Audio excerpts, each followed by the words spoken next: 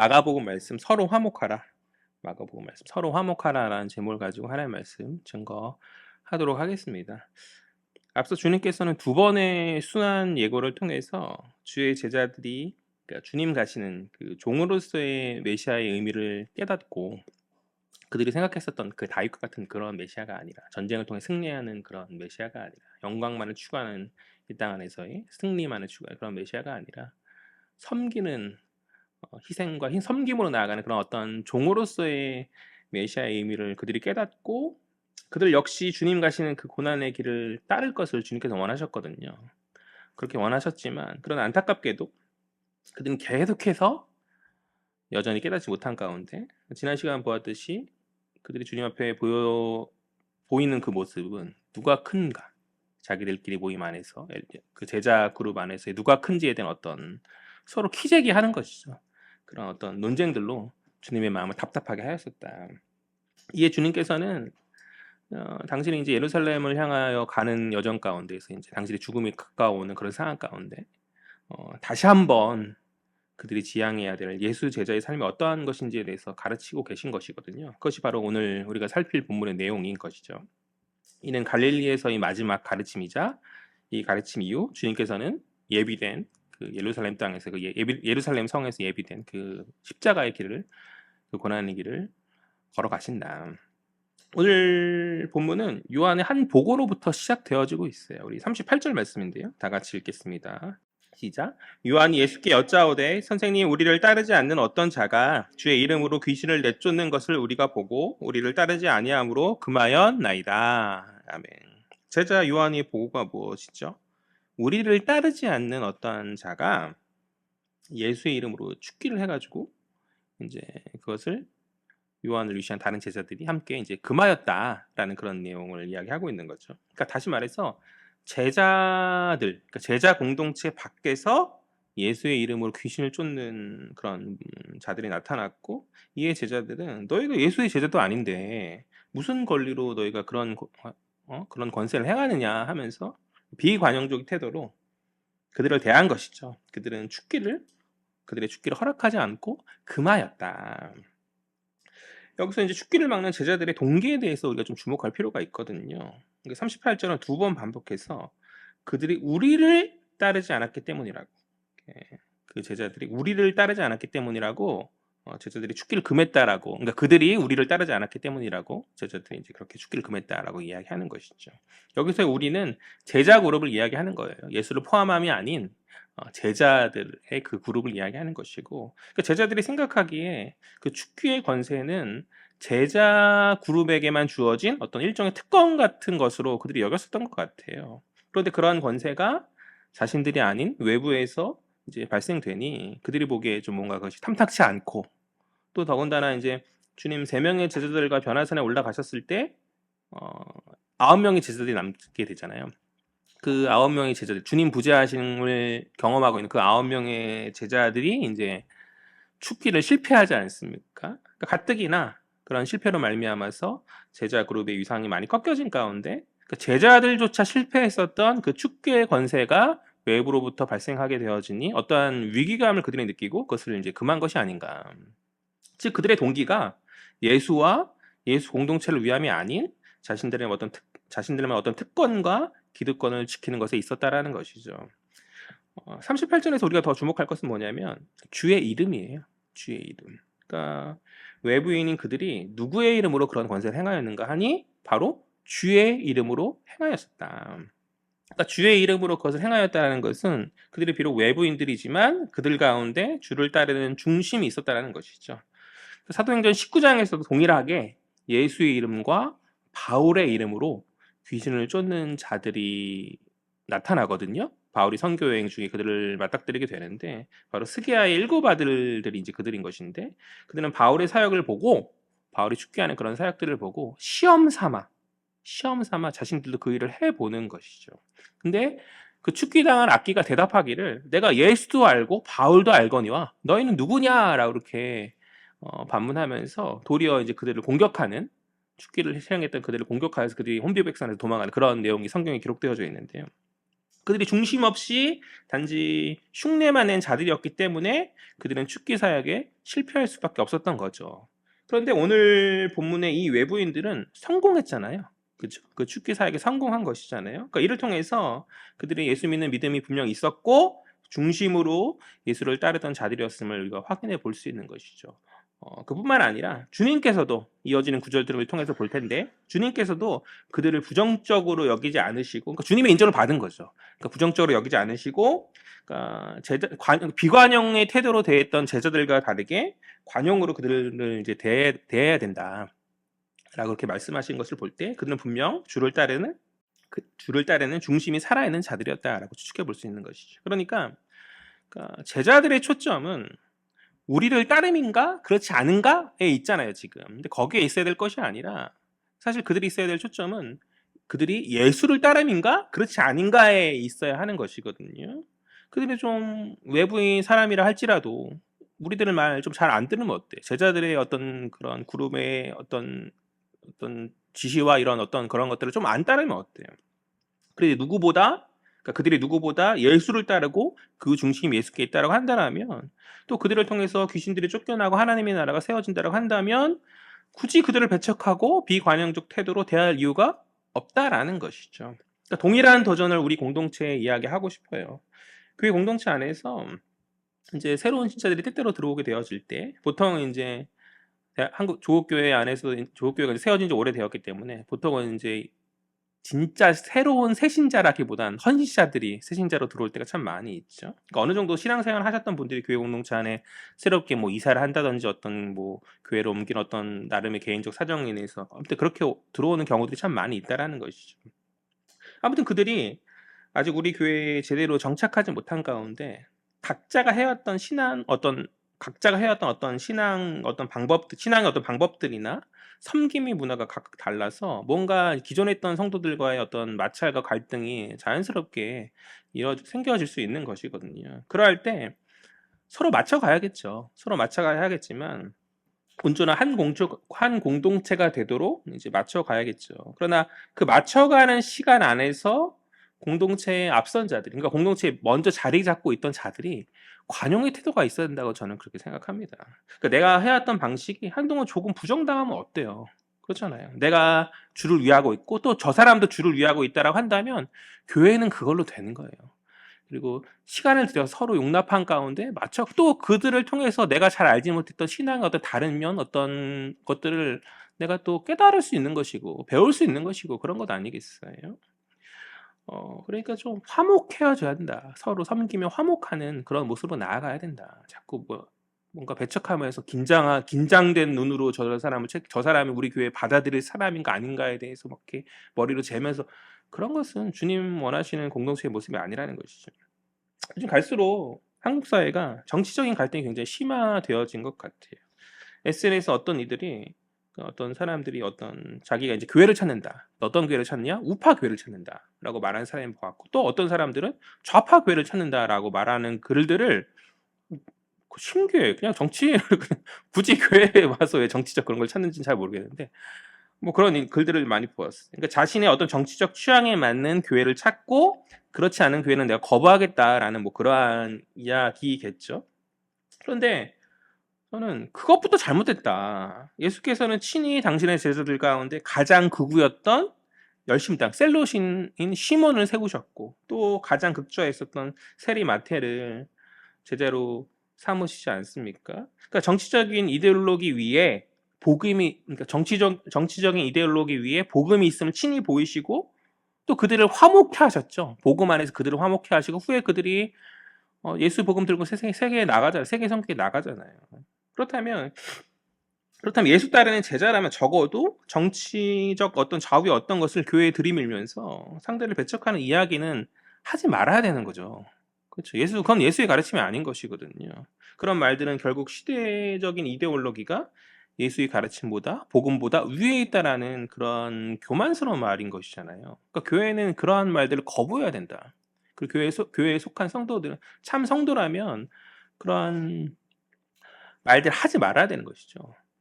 복음 안에서 화목을 위해서 노력해야 되지. 아니 우리 교회에서 뭐 저기 뭐 국민의힘 찍거나 아니면 민주당 찍거나 서로 다투고 하면서 서로 배척하면 되겠습니까? 이상한 거죠. 그렇게 해서는 안 된다라는 것이죠. 그러니까 나의 어떠한 정치적 선호함을 따르지 않는다라고 공동체 안에서 서로 적대함은 주님의 가르침이 아니다.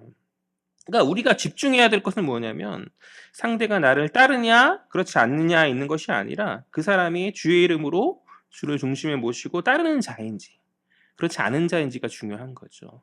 겉으로는 종교인으로서 막 하지만 그 속의 중심 가운데 주를 따르지 않는 자라면 저는 교회 안에서의 공동체의 목사로서 저는 뭐 권면하겠죠.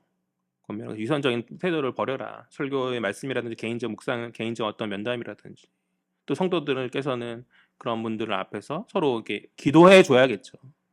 그러니까 그런 것이 아니라면 화합하고 용납하고 관용의 태도로 우리가 나아가는 게 마땅한 것이 아닌가.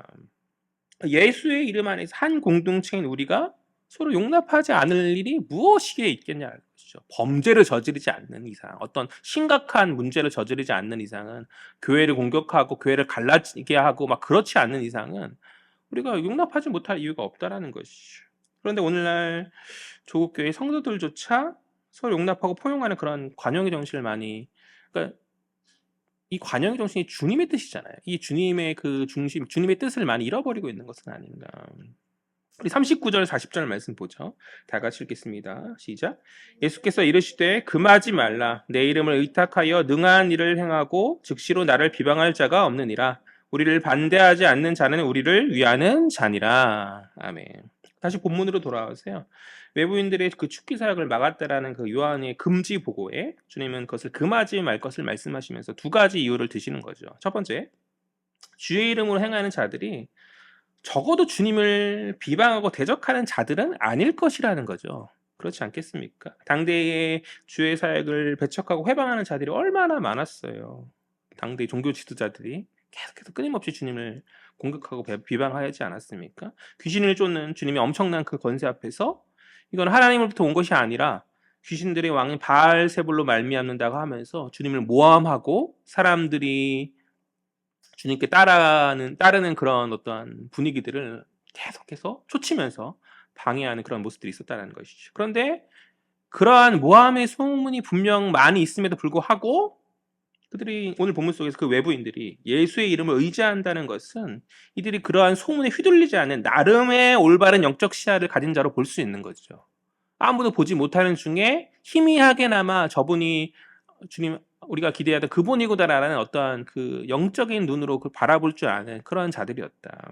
그래서 긍정적인 것이고 또 무엇보다도 그들이 제자들이 해야 될 그 축기 사역을 또 대신해 주고 있는 것이잖아요. 그러니까 결국에는 예수 공동체의 사역을 도와주고 있는 형국이고 하나님 나라가 그들을 통해서도 이루어지고 있으니 좋은 거죠.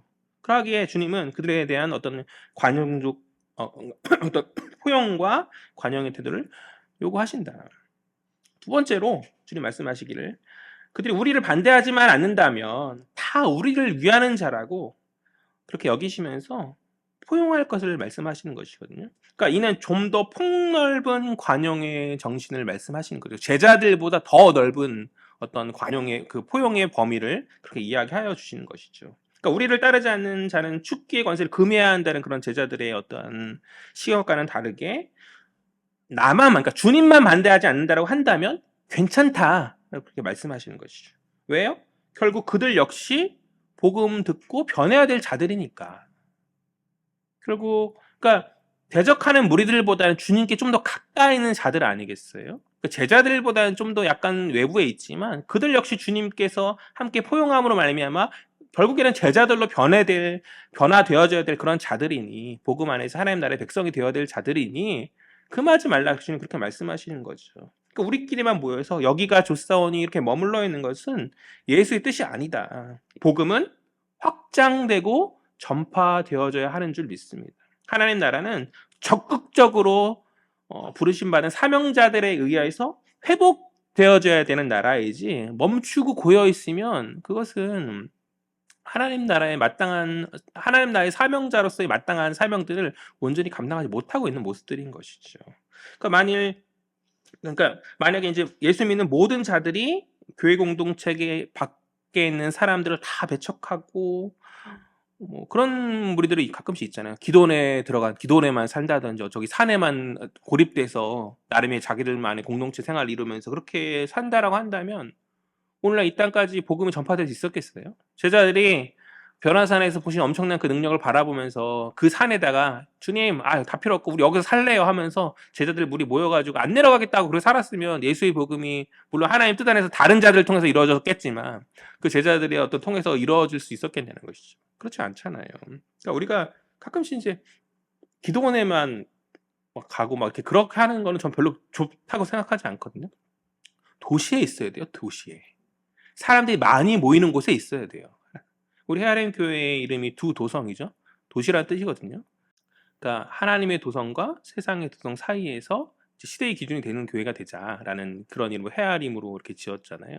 그러니까 도시 안에서 해야 되는 거죠. 그 복음의 전함이 그런 사명들을 도시 안에서 그런 의미도 있거든요.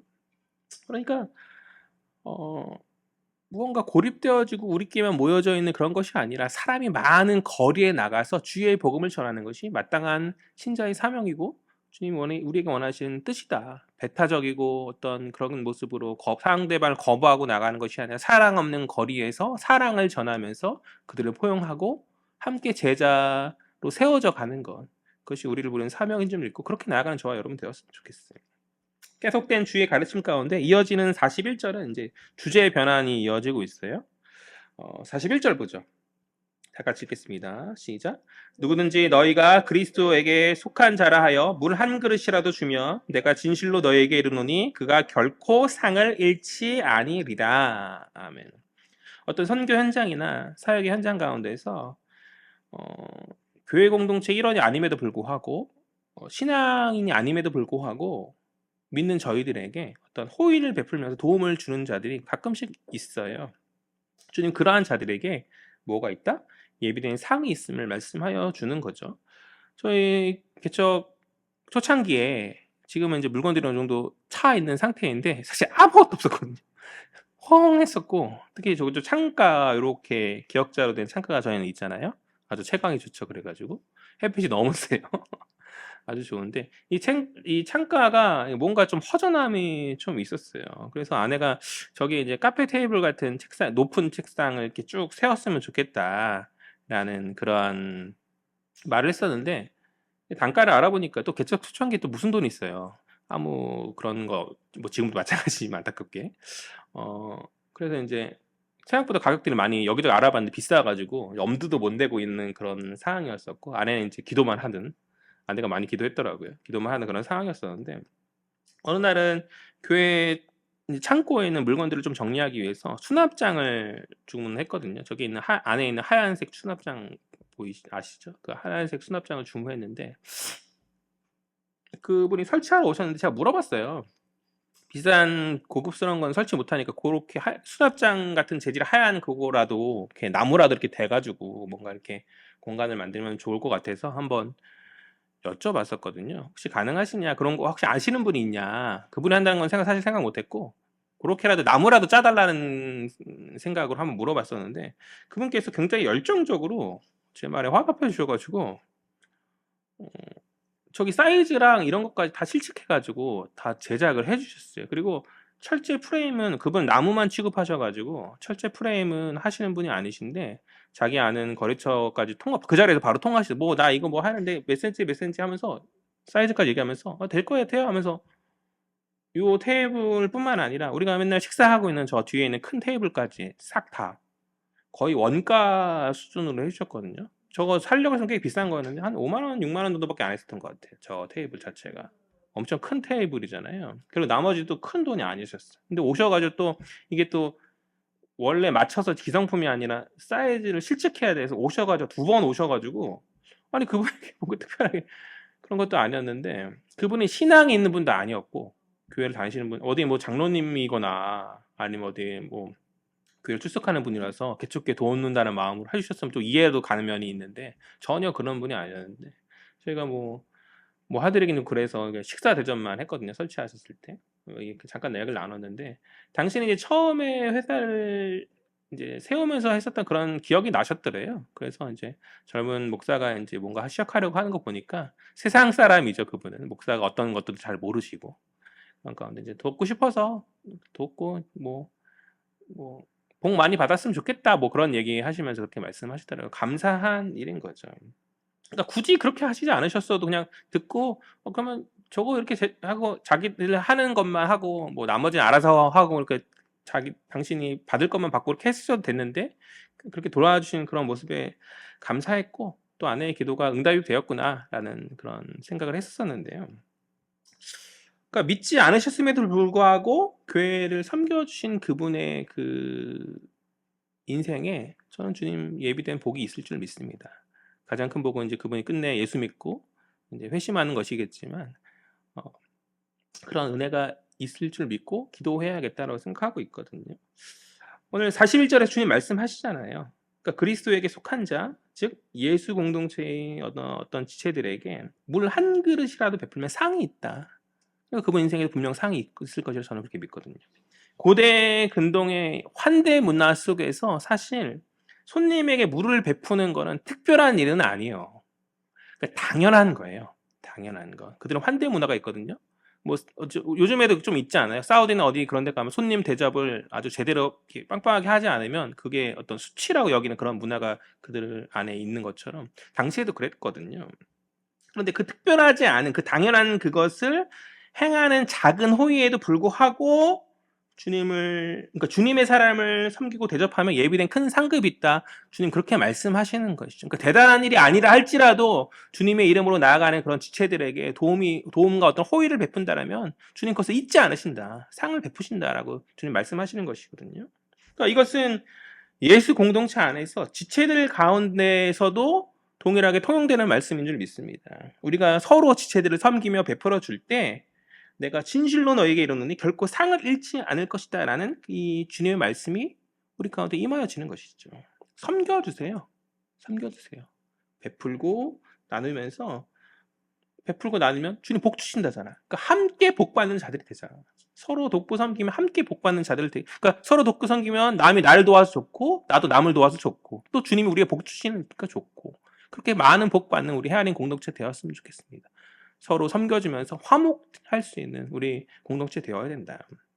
계속된 주의 가르침 가운데 또 이어지는 42절에서 48절은 실족해 하는 자에 대한 주님의 경고의 말씀이에요. 42절부터 48절은 실족해 하는 자에 대한 주님의 경고의 말씀입니다.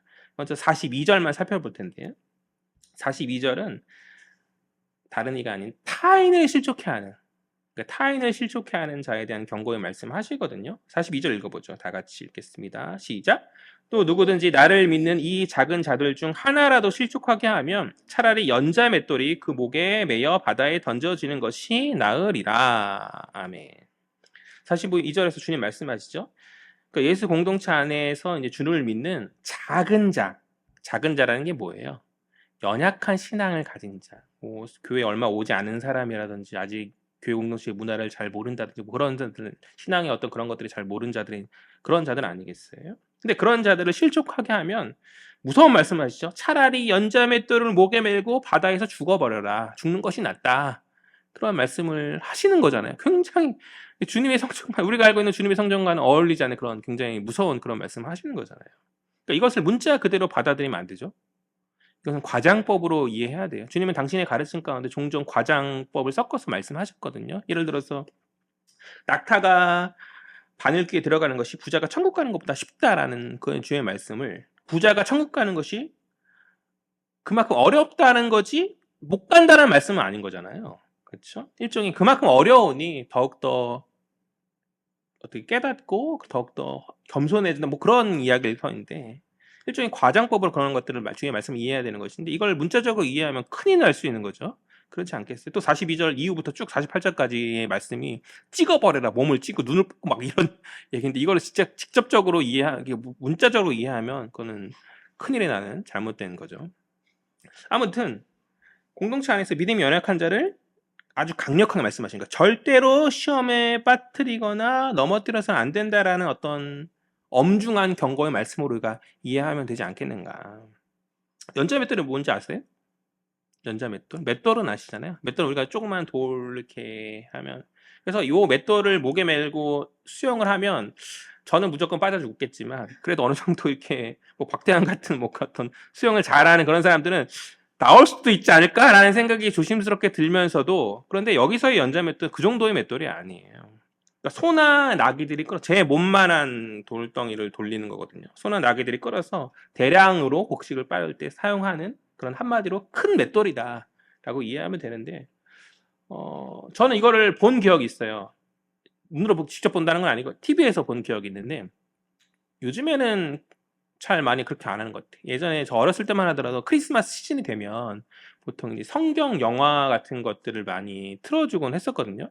그때 뭐 모세의 뭐 10개 뭐라든지 뭐 배너라든지 그런 성경과 관련된 그런 영화들 많이 틀어줘. 그 중에서 이제 삼손과 데릴라라는 데릴라 아무튼 그 명칭이 아무튼 그랬던 것 같아요. 아무튼 TV에서 나와주는 거니까.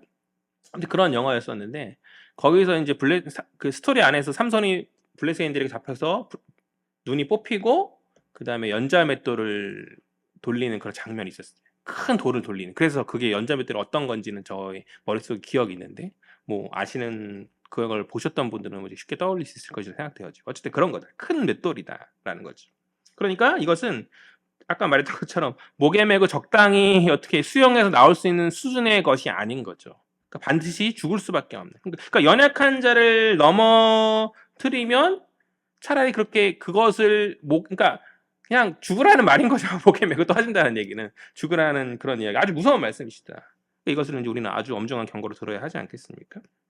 교회 안에 많은 문제들이 있죠. 없으면 좋은데 다 건강하고 문제 없으면 참 좋은데 죄 많은 사람들이 모인 공동체 안에서 각각 뭐 우리가 서로 알지 못하지만 각각 개인의 문제들이 분명 있을 것이고 또 공동체가 오래 시간이 지남에 따라서 여러 말들과 여러 어떤 상황들에서 여러 문제들이 자연스럽게 발생할 수밖에 없는 것 아니겠어요? 분명히 그럴 거죠. 우리 교회도 분명 그럴 거거든요. 그러니까 이 지상의 교회가 하늘의 천상 교회에 일치되도록 우리가 부단히 노력하고 최선을 다해야 하겠지만 그것이 쉬운 일이 아닌 것이죠. 그 가운데 교회의 연약함과 성도들의 연약함을 보고 믿음이 작은 자들이 종종 시험에 들어서 나 교회 떠나겠다, 교회 안 나가겠다 해서 가나안 교회 만드는 건 아닙니까? 그런 일들이 있을 수 있다는 것이죠. 그러한 일들이 벌어질 때 이 주님의 말씀 우리가 많이 기억해야 된다고 생각해요. 그러니까 우리가 최선을 다해서 그들을 섬기려 노력해 그럼에도 우리 연약함으로 말미암아 어쩔 수 없이 벌어진 일들이라면 그건 어쩔 수 없는 거예요. 그것까지 주님께서 뭐라 말씀하시겠어요? 물론 우리가 그럼에도 회개하고 돌이켜야겠지만 그건 어쩔 수 없는 것인데 그러나 세상이 손가락질하고 지적하는 부분들이 분명히 있잖아요. 교회가 바뀌고 돌이키고 회개할 것들이 있다라고 한다라면 자존심 버리고 우리 쓸데없는 그런 것들 다 우리 어떤 기득권이나 이런 것들 다 내려놓고 주 앞에서 교회의 성도들 각각이 또 교회 공동체가 변화의 선택, 그러니까 무릎 꿇고 돌이키는 선택을 우리가 해야 하지 않겠냐는 것이죠. 주님 우리에게 그것을 도전하는 것이라 믿습니다. 우리의 부족으로 인해서 연약한 지체들이 쓰러지지 않도록 각 성도 개인의 그 성화와 교회의 공동체의 성화를 부단히 애쓰며 노력하면서 그렇게 최선을 다해서 나아가라는 주님의 말씀이시다. 반드시 이렇게 해야 돼라고 말씀하셔도 우리는 그렇게 못하는 자들인데 그럼에도 불구하고 성령이 도와준 능력 안에서 우리가 성화의 완성을 이루며 나아가듯이 완성을 향해서 나아가듯이 우리가 그렇게 나아가야 한다라는 것이죠. 다음으로 이어지는 이제 43절부터 48절까지는요. 마찬가지로 실족해 하는 자에 대한 경고예요. 정리가 되시나요? 43절부터 48절까지는 동일하게 실족해 하는 자들에 대한 경고인데 앞서서는 이제 다른 이들을 실족해 하는 그런 주님의 말씀이었다라고 하면 이번엔 누구? 자기 자신, 그렇죠. 스스로를 실족해 하는 문제들에 대해서 주님 엄중한 경고의 말씀을 하시는 거죠. 43절부터 48절 길지만 중간에 없음이 있기 때문에 두 줄에 빠져서 생각보다 길진 않아요. 다 같이 읽겠습니다. 없으면 생략하고 다 같이요. 시작. 만일 내 손이 너를 범죄하게 하거든 찍어버리라. 장애인으로 영생에 들어가는 것이 두 손을 가지고 지옥 곧 꺼지지 않는 불에 들어가는 것보다 나으니라. 만일 네 발이 너를 범죄하게 하거든 찍어버리라. 다리 저는 자로 영생에 들어가는 것이 두 발을 가지고 지옥에 던져지는 것보다 나으니라. 만일 내 눈이 너를 범죄하게 하거든 빼버리라. 한 눈으로 하나님의 나라에 들어가는 것이 두 눈을 가지고 지옥에 던져지는 것보다 나으니라. 거기에서는 구더기도 죽지 않고 불도 꺼지지 아니하느니라. 아멘. 이 내용을 살피기 전에요. 44절과 46절이 없음으로 돼 있잖아요. 궁금하지 않으시나요? 저는 이런 거 굉장히 궁금해하는 사람이어가지고 성경이 여러 사본, 성경이 원본이 없는 건 아시죠? 원본이 없는 건 아시죠? 원본이 없고 여러 사본을 가지고 이제 원본의 내용을 이제 우리가 추정하는 거거든요. 그리고 지금 가지고 있는 성경은 그것에 최대한 해가지고 최대한 최선을 다해서 원본과 가까울 것이라 추정되는 것을 뽑는 거예요. 그런 과정들을 이제 사본학이라고 하는 건데요. 성경의 많은 사본 중에는 이 44절과 46절의 내용이 없는데 일부 사본 중에 이 내용을 기록한 사본들이 있어요. 그런데 이제 우리가 가지고 있는 개역 개정은 이것을 반영하지 않았는데, 그리고 대부분의 영어 성경들도 보면 이것을 반영하지 않거든요. 그런데 이제 킹 제임스 성경은 이것을 반영해서 실어 놓았죠. 뭐 킹 제임스 성경은 집에 갖고 계신 분들도 있으실 거고, 또 인터넷에 몇 번 쳐보면 나오는 성경이기 때문에 이 44절과 46절 없음의 내용이 궁금하시면 이제 찾아보셔도 된다. 근데 사실 굳이 찾아볼 필요가 없는 거지. 48절이에요. 48절의 그 내용이 지금 44절과 46절 이렇게 반복되어지고 있거든요. 그러니까 아마도 이제 그러니까 우리 성경에 이 내용이 없는 이유는 무엇이냐면 이게 후대의 필사가들에서 첨가된 것이 아닌가.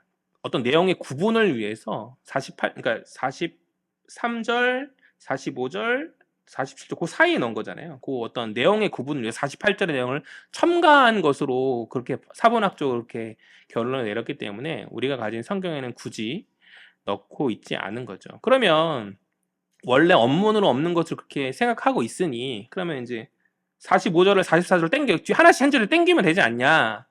근데 그렇게 할 수 없는 것이 있는 사본들도 있기 때문에 그걸 땡겨버리면 나중에 이제 다른 사본들까지 비교할 때 절이 땡겨지니까 혼동이 발생할 수 있기 때문에, 그리고 장절도 원래 성경 원문에 있던 것이 원본에 있던 것이 아니라 후대 사람들이 편의를 해서 붙인 거거든요. 그래서 그런 아무튼 그런 혼돈이 있기 때문에 그냥 없음으로 해둔 거죠.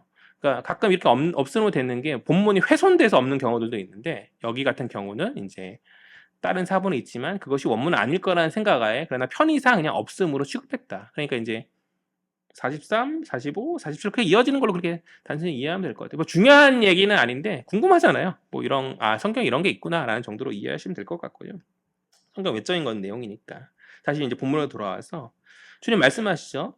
나 자신을 실족해 하는 손, 발, 눈을 어떤 실족의 원인이 되는 그런 것들을 유지하느니 차라리 그것을 없이 한 가운데 지옥에 들어가지 않는 것이 낫다라는 어떤 마찬가지로 무서운 말씀을 주님 하여 주고 계신 거죠.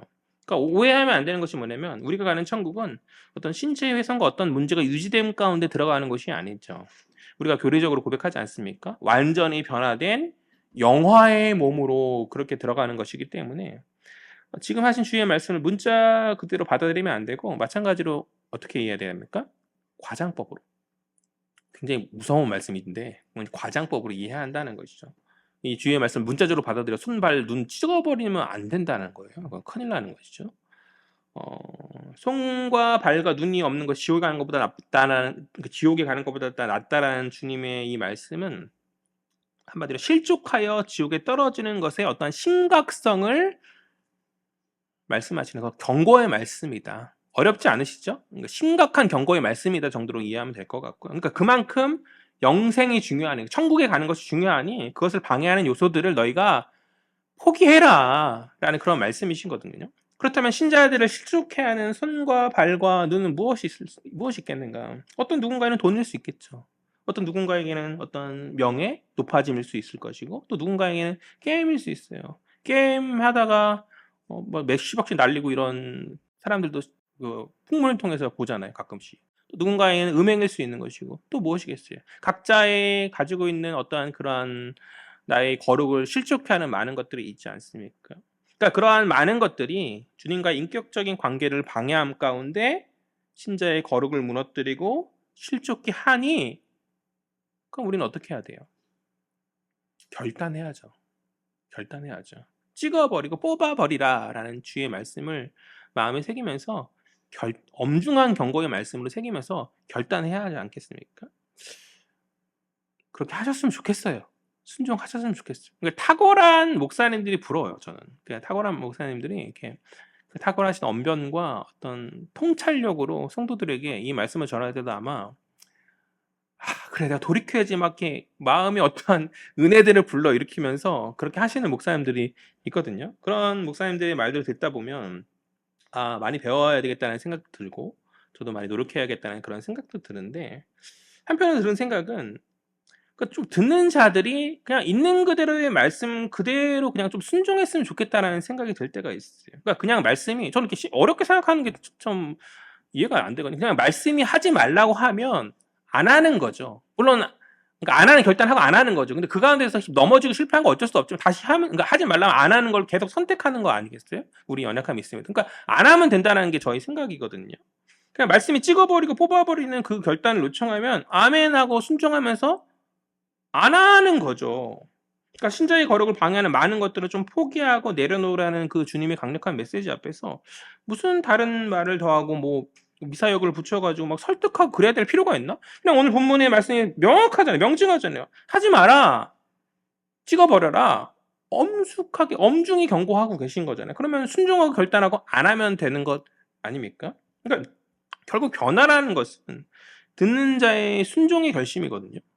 아무리 앞에서 탁월한 설교자가 무언가 막 해가지고 마음의 감동을 일으키고 그 순간에 막 그래야지 해도 집에 돌아가서 그것을 결단하지 않으면 듣는 자가 그것을 결단하지 않으면 거기서 끝이고 허무한 것이 될 수 있는 것이죠. 정말 중요한 것은 저도 이제 목회자로서의 탁월함과 어떤 그런 것들을 위해서 열심히 부단히 노력해야겠지만 듣는 자가 순종의 귀를 갖는 거예요. 그죠? 아니 설교 가는 데 가서 아니라 그냥 개인적으로 말씀을 묵상할 때 주님이 이렇게 말씀하시면 아멘 하면서 순종하는 결단을 할 수 있어야 그것이 참된 제자, 성숙한 신자의 모습 아니겠습니까? 오늘 주님 우리에게 제가 다른 말 붙이지 않겠어요. 강력하게 경고하세요. 천국 가는 것, 영생을 방해하는 모든 것들, 하나님과의 나의 관계를 방해하는 모든 것들을 끊어버리고 하늘서만 가지고 나아가라고. 그 강력한 도전의 메시지 앞에서 결단하고 나올 수 있는 저와 여러분 되시길 간절히 소망합니다. 그러니까 거룩을 방해하는 많은 것들을 찍어버리고 뽑아버리고 거룩을 회복하며 나아가자. 이것이 주의 말씀이시다. 거의 마지막 다가가고 있죠. 49절 말씀이에요. 마지막 2절 남았는데요. 49절 다 같이 읽겠습니다. 시작. 사람마다 불로써 소금치듯 함을 받으리라. 아멘. 좀 구분해서 이제 주제가 계속 바뀌어지고 있어서 49절에서 사람마다라고 시작되어지고 있죠. 첫 구절에 사람마다라고 되어 있는데요. 직역하면 모든 사람이란 뜻이에요. 왜 사람마다라고 번역했는지는 제가 좀 이해가 되지 않는 것 같아요. 그냥 모든 사람에 대해서 말하는데 그러니까 즉 모든 사람이 불로 소금치듯 받게 된다는 주의 말씀이거든요. 다시 말하면 예수 믿는 사람이나 믿지 않는 사람이 할 것 없이 불의 심판을 소금에 절여지듯 받는다. 그것을 피할 수 없다라는 그러한 주님의 말씀이신 것이죠. 그렇다면 이것을 우리가 어떻게 이해해야 될까요? 어떻게 이것을 이해해야 될까요? 그러니까 우리가 생각하기에 예수 믿는 사람은 그런 심판 피해가야 되는 거잖아요. 그렇죠? 근데 모든 사람이 불심판을 받는다라는 그런 소금에 절여지듯 불심판을 받는다는 그런 그렇게 주님이 말씀하시잖아요. 그러니까 우리가 예수 믿는 이유가 그 하나님의 진노의 불을 피하기 위함인데 주님 우리에게도 불심판이 있다라고 말씀하시니 그것은 문제 아니겠어요? 그러니까 이것을 이해할 때 이어지는 소금이라는 긍정적 이미지와 연관해서 생각해 볼 필요가 있어요.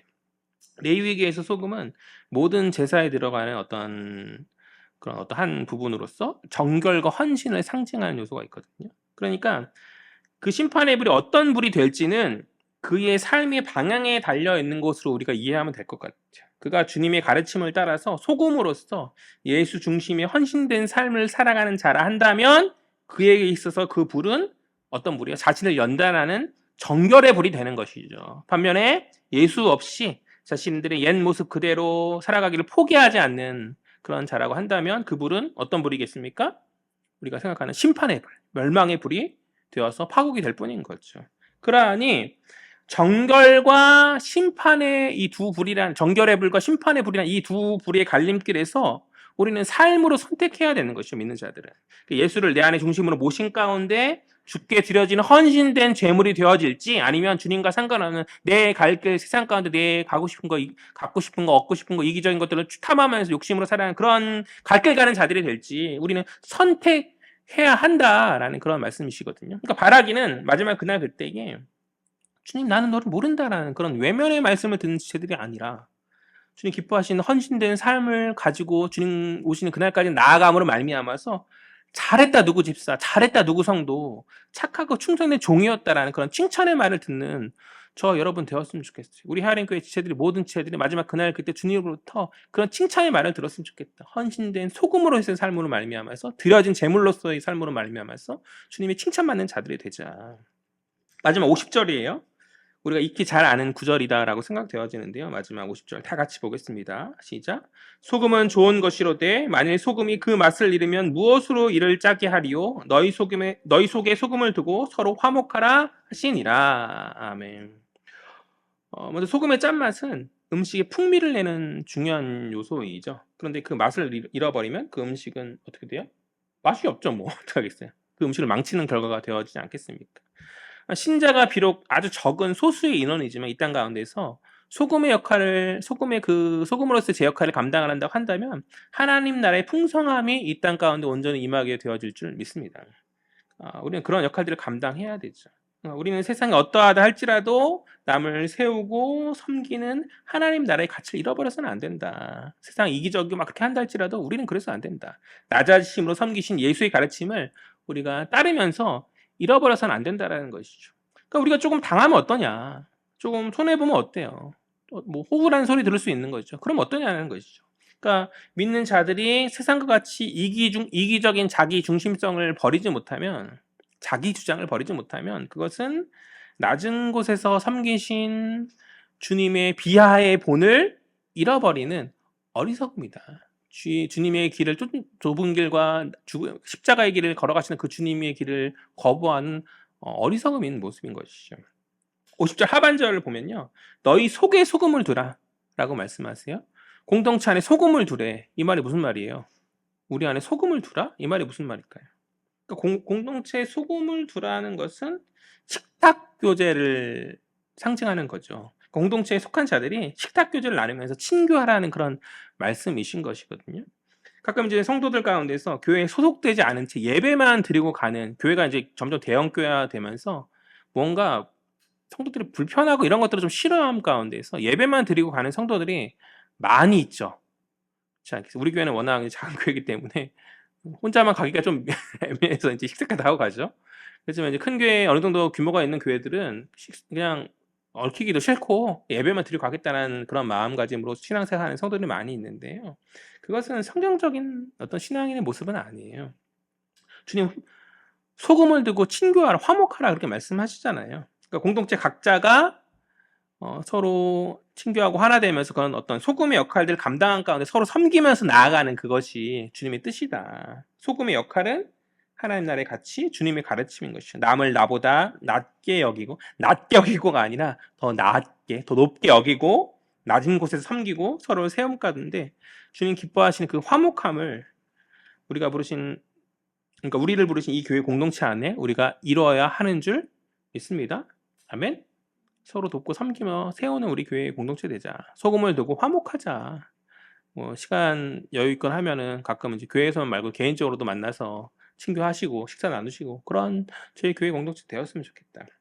오늘 말씀 내용들이 많아가지고 살필 게 많아서 말씀을 정리하죠. 첫 번째, 용납하라. 우리가 관용의 정신을 가졌으면 좋겠습니다. 공동체 안에서 나와 다르다라고 배척하지 말고 함께 주의 이름을 위하는 자들로 그렇게, 그러니까 함께 주를 위하는 자들로 서로 인정하면서 서로 포용하는 공동체가 되자. 두 번째, 실족해 하지 마라. 믿음이 연약한 타인을 실족해 하는 것뿐만 아니라 스스로 실족해 하는 미혹들을 끊어버리고 함께 주님 기뻐하시는 거룩한 어떤 공동체를 이루면서 나아가는 복된 자들 되었으면 좋겠고, 세 번째, 소금의 역할을 감당하라. 정결된 자로서 주께 드려지는 신앙 잃지 않고 나만 아는 이기적인 세상 가운데에서 우리가 그 섬김의 본을 보여야 되지 않는가. 그것이 빛과 소금의 역할을 감당하는 저와 여러분의 마땅한 모습이다. 마지막 네 번째, 소금을 두어라. 화목하라는 것이 친교하라는 것이죠. 서로 돕고 섬기면서 주님 기뻐하시는 천국 공동체를 이루는 우리 헤아림 지체들 되시기를 주의 이름으로 간절히 소망합니다.